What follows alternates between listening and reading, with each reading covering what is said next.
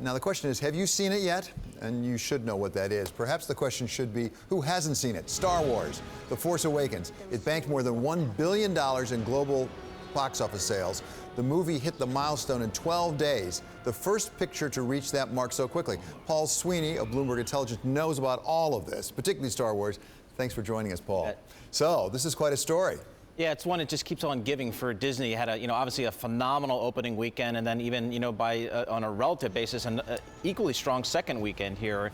So it's playing very well across the globe. I think what investors are looking for now is China. That's really the last major market for this thing to open, and China will be the market. And it doesn't open until January. That'll be the market. January 9. January 9. January 9 is the day. That's right, I think, and that'll be the market that'll really determine how big this thing can be. Can it be the all-time leader and knock off Avatar, for example? Yeah, when we had Bob Iger on, he told us, and I didn't know this, not surprised, it's the second largest market in the world, China, for movies, and it's about to be number one. He says it's going to pass the United States. Yeah, I mean, if you look at the U.S., in terms of dollars, it's a low single-digit growth business here in the U.S., but it is a solid, mid-teens to 20% grower in terms of the Chinese box office. It has been for the last really 5 to 7 years, and that's really where I think Hollywood really recognizes is a huge growth market for them. So when they're greenlighting these big films that cost $200 million, they really want to make sure that it plays well in China. Let's take a look at something that Bob told us when he was on with us last week.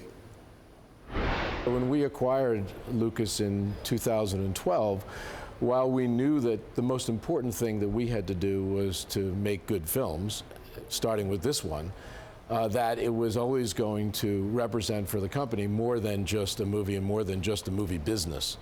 And so as we look ahead, there's a lot of activity that is Star Wars related at the company, including large theme park lands and many other plans across our businesses.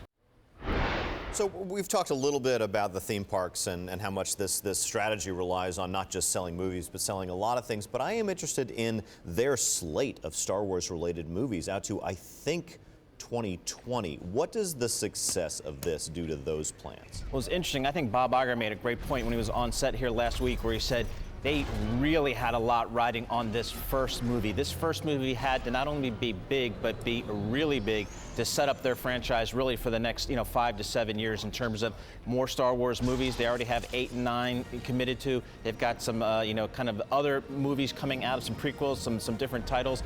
The merchandise, the theme parks, it is all predicated upon this first movie really being the global blockbuster that it's really turned out to be. So, Bob Iger said, listen, I invested $4 billion in the company. I invested a couple $100 million making this thing, and it really had to work, and it looks like it is. It looks like it right now.